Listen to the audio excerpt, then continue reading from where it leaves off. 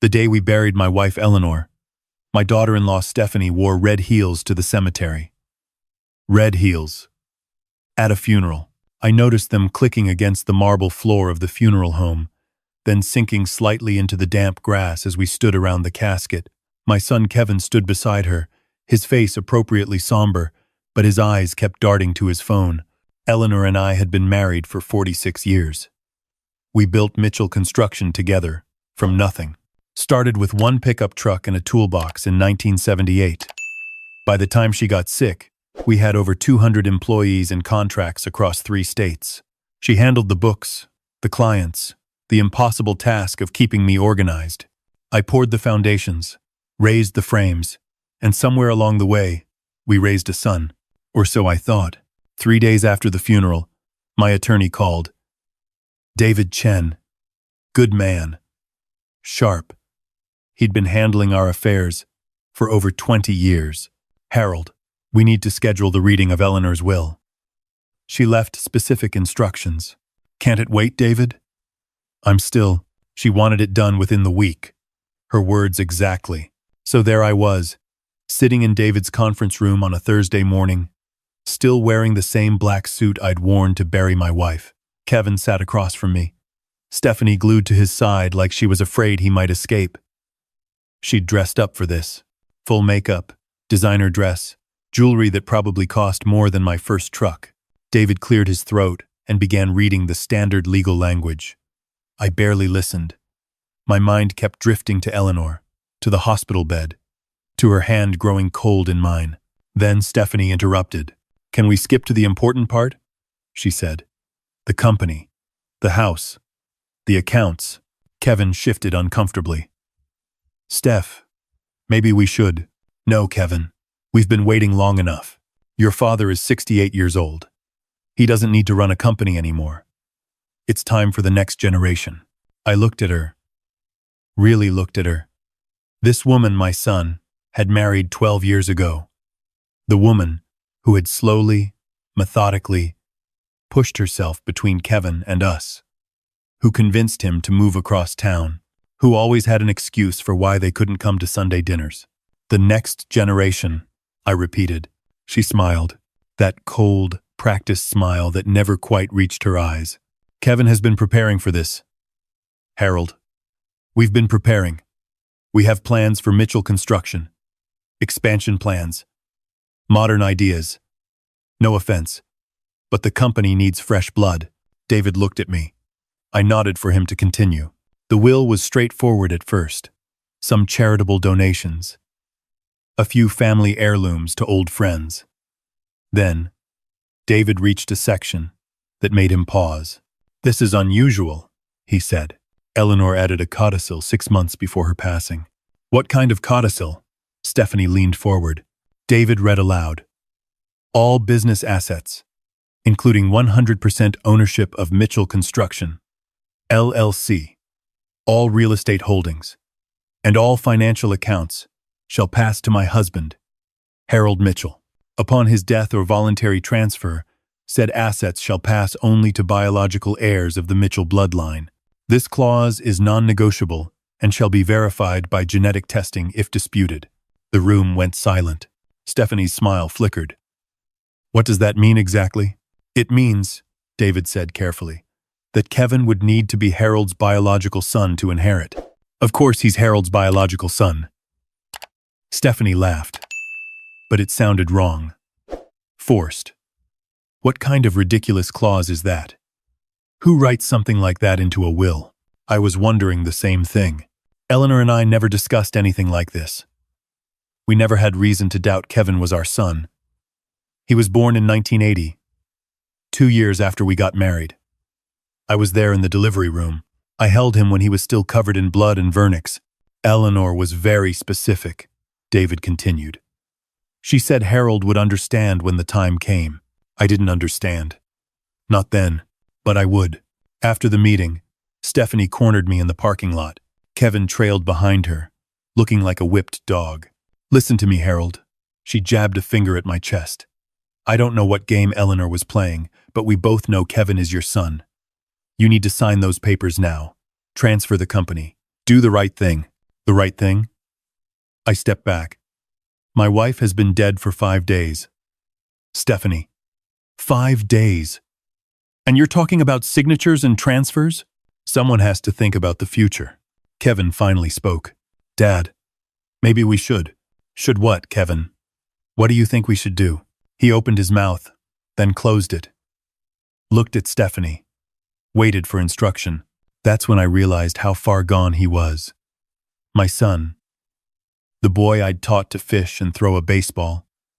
The teenager I'd helped through his first heartbreak. The young man I'd walked through the doors of Mitchell Construction on his 18th birthday. That boy was gone. In his place was this hollow man, controlled entirely by the woman standing next to him. I'm not signing anything today, I said. I need time. Time? Stephanie's voice rose. You've had time. You've had 40 years running that company while Kevin waited. While we waited. Do you have any idea what we've sacrificed? Sacrificed? I almost laughed. Kevin has a vice president title he's never earned, a salary he's never justified, and a trust fund that's paid for that house you're living in. What exactly have you sacrificed? Her face went red. For a moment, I saw something behind the polished exterior. Something ugly. We'll see about this, she hissed. We'll see. What a judge has to say about that ridiculous clause. She grabbed Kevin's arm and pulled him toward their car. A Mercedes. Another gift from us. That night, I couldn't sleep. I wandered through the house Eleanor and I had built together. Our real house, not the showpiece downtown. A craftsman-style home on 5 acres outside the city. We'd built it in 1985, back when Kevin was still young enough to help hold boards and fetch tools. I found myself in Eleanor's study. She'd kept it exactly the way she wanted it. Antique desk, leather chair, shelves lined with books she'd actually read. I'd rarely come in here. It was her space. But now, she was gone. And I needed to understand. I sat at her desk and started going through drawers. Old photos. Tax returns from the 80s. Love letters we'd exchanged when I was working a job in Texas for 3 months. I smiled at those, remembering. Then I found the locked drawer. Every other drawer opened easily. This one was secured with a small brass lock. I went to the garage and got my tools. The lock gave way with minimal effort. Inside was a metal box. And inside that box was everything I thought I knew about my life, arranged in neat folders, waiting to destroy me. The first folder contained medical records. Eleanor's medical records from 1979. The year before, Kevin was born. I read them 3 times before the words made sense. Eleanor couldn't have children. A condition called premature ovarian failure. Diagnosed at 24. Patient counseled on options including adoption and donor eggs. Patient declined further discussion. I sat back in the chair. My hands were shaking. Eleanor couldn't have children. But we had a child. Kevin was born in 1980. I was there. I watched him come into the world. The second folder explained everything. It was an adoption agreement. Not a legal one. Not something that would hold up in any court. Just a handwritten contract between Eleanor and a woman named Patricia Holloway, dated March 1980, 3 months before Kevin was born. Patricia Holloway agreed to give her unborn child to Eleanor and Harold Mitchell. In exchange, Eleanor would pay all medical expenses and provide a one-time payment of $50,000. The child would be raised as the Mitchells' biological son. No birth certificate would reflect the adoption. No agency would be involved. It was illegal. Completely illegal. But in 1980, in a small town in Colorado, these things happened. Patricia must have been desperate. Eleanor must have been desperate too. There was a letter from Patricia, dated 1980. Dear Eleanor, I know we don't know each other well, but I can see how much you love your husband. I can see how badly you want a family. I can't keep this baby. The father is gone, and I have nothing. You're offering me a chance to start over, and you're offering this child a chance at a real life. I accept your terms. I only ask that you love him like he was your own. Patricia. Eleanor had kept this secret for 44 years. I kept reading. The third folder was worse. It contained another set of medical records. Father, Thomas Mitchell. Thomas Mitchell. My younger brother. Dead now for 15 years. A heart attack took him at 52. Kevin wasn't just not my biological son. He was my brother's son. I dropped the papers. Walked to the bathroom. Threw up. When I could stand again, I went back to the folder. There was more. Of course there was more. A note from Eleanor, written in her familiar handwriting, dated 6 months ago. Harold, if you're reading this, I'm gone. I'm sorry. I'm so sorry. I should have told you decades ago. But I was afraid. Afraid you'd leave me. Afraid you'd never look at Kevin the same way. Afraid of losing everything I'd built on lies. Thomas told me once, when he was drunk, that he'd gotten a girl pregnant in college. Said she wanted to give the baby up. I tracked her down. I offered her money. I convinced the hospital staff to list me as the mother. I was so desperate for a child that I stole one. And I've been lying to you ever since. The clause in my will is there because I know you, Harold. I know you'll do right by Kevin as long as you think he's yours. But I also know Stephanie. I've watched her sink her claws into our son for years. I've watched her turn him against us. If she pushes too hard, if she shows her true colors, you need to know the truth. Kevin is not your heir. He's Thomas's son, conceived out of wedlock, adopted illegally. The clause protects you. Use it or don't. But now you know. Forgive me if you can. Eleanor. I didn't sleep that night. Or the next. On the third day, David Chen called again. Stephanie filed a motion, he said. She's contesting the will. Claims the bloodline clause is unenforceable. She's demanding immediate transfer of all assets to Kevin. On what grounds? She's arguing that biological verification requirements are against public policy when parentage has never been questioned. She has a point, legally speaking. But if you want to enforce the clause, I want a DNA test. Silence on the other end. Harold, are you sure? Get me a test, David. I want to know. The results came back in 10 days. Kevin Mitchell was not the biological son of Harold Mitchell. Not even close. David presented the findings at a hearing. Stephanie's attorney tried to object, tried to argue the test was inadmissible, tried every legal maneuver in the book. But Eleanor had been clever. The will specifically allowed for genetic verification. The clause was airtight. After the hearing, Kevin came to me alone. First time in years, Stephanie wasn't attached to his hip. Is it true? He asked. His voice cracked. I'm not your son? I handed him Eleanor's letter. Let him read it for himself. When he finished, he looked at me with eyes I barely recognized. Eyes that might have belonged to my brother, if I looked hard enough. I don't understand. Mom was my. She wasn't my. She raised you. She loved you. But no, she didn't give birth to you. And my father? Thomas. Your biological father was my brother Thomas. Kevin sat down heavily. Uncle Tom? But he died when I was 30. He never knew, Kevin. Nobody knew. Except Eleanor and Patricia Holloway, your birth mother. And Patricia died in 2003. We sat in silence for a long time. Finally, Kevin spoke. What happens now? Now? I looked at my son. Because he was still my son, in every way that mattered. I'd changed his diapers, taught him to ride a bike, sat with him through chickenpox and broken hearts. Biology didn't erase 44 years of fatherhood. Now we figure out what kind of men we want to be. Stephanie is going to. I don't care what Stephanie wants, Kevin. I care what you want. What do you want? He didn't answer. I'm not sure he knew. 2 weeks later, I called another meeting. This time, I controlled the room. Stephanie showed up with a new attorney. She was dressed for battle, all sharp angles and expensive fabrics. Kevin looked exhausted. Before we begin, I said, I want to make something clear. Kevin is my son. I don't care what any test says. I raised him. I love him. That will never change. Stephanie's eyes narrowed. Then you'll transfer the assets. Let me finish. I pulled out a document. I've had David prepare a new arrangement. Kevin will receive a trust. $3 million. Enough to live comfortably. More than enough.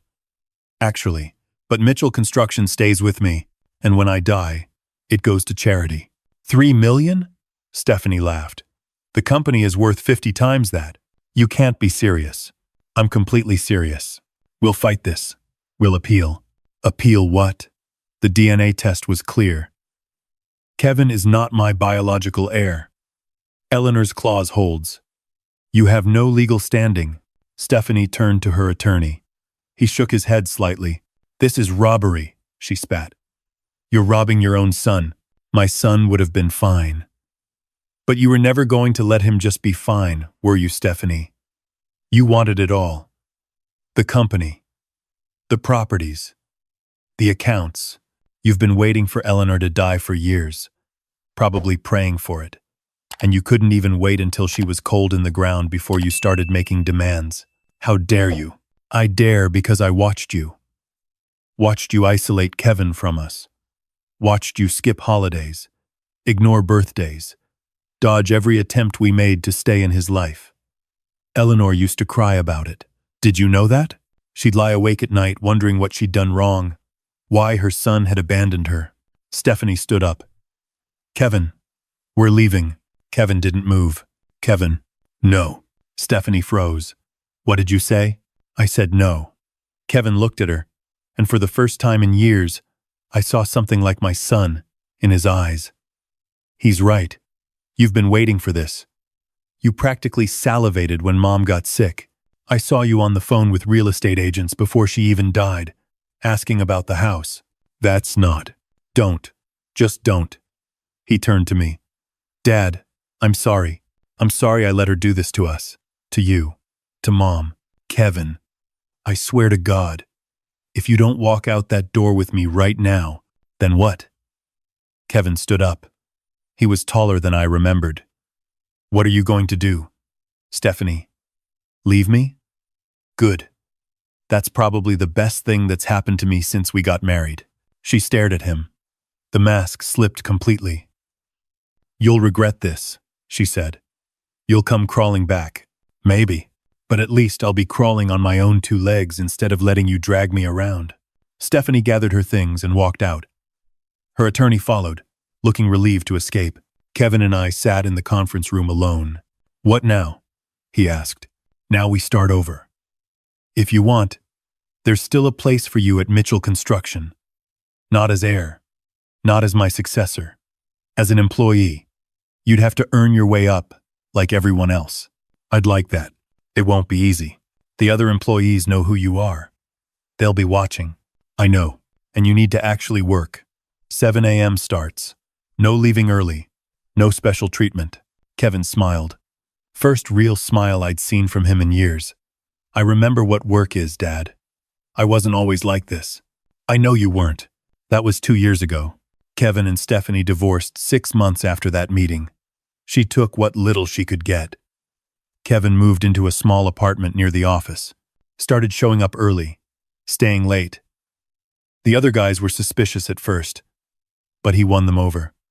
Turns out, my son had learned more from me than I thought. He just needed someone to push him out from under Stephanie's shadow. As for me, I still run Mitchell Construction. Not because I need to, but because I want to. Eleanor was right about one thing. I'm too old to retire. Too stubborn to let go. I visit her grave every Sunday. Bring flowers. Talk to her like she can still hear me. I've forgiven her. Mostly. The lie was massive, the betrayal almost too big to comprehend. But I understand why she did it. The desperation to have a family. The fear of losing everything. She made a choice 44 years ago, and she spent the rest of her life living with the consequences. The clause in the will was her final act of protection. She knew Stephanie. Knew what would happen if she pushed too hard.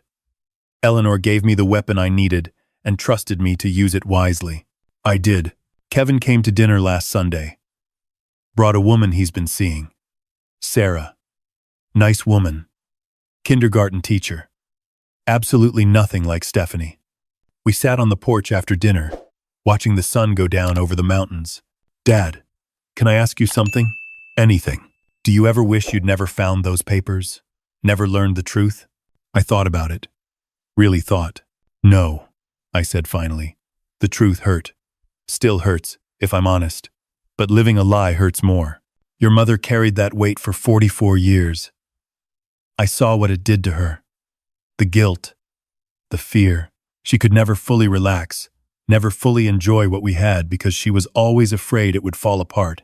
I think about Thomas sometimes, my biological father. I barely remember him. He was a good man, flawed, made mistakes, but good at heart, like his son. Kevin looked at me. His son? Or yours? Both. You're both. We watched the stars come out. Eleanor would have loved this. The two of us, finally talking. Finally being honest with each other. Dad? Yeah? Thanks for not giving up on me. Never. You're my son, Kevin. Blood or no blood, that's never going to change. He nodded. Didn't say anything else. Didn't need to. Some secrets are meant to stay buried. Others need to see the light. Eleanor's secret nearly destroyed us. But in the end, it saved us too. Saved Kevin from a marriage that was killing him. Saved me from handing my life's work to someone who never deserved it. Saved both of us from a future built on lies and manipulation. I don't know what happens next. I'm 68 years old. The company runs fine without me hovering over every decision. Kevin is proving himself. Sarah might become something permanent, but I know this. When I finally join Eleanor, I'll go without secrets, without lies, without regrets. That's more than most people get. That's enough. If you've ever faced a moment where the truth threatened to destroy everything you built, you know what I'm talking about. Sometimes, the hardest thing isn't discovering the secret. It's deciding what to do with it once you know. I chose truth. I chose my son. I chose the future over the past. And that made all the difference.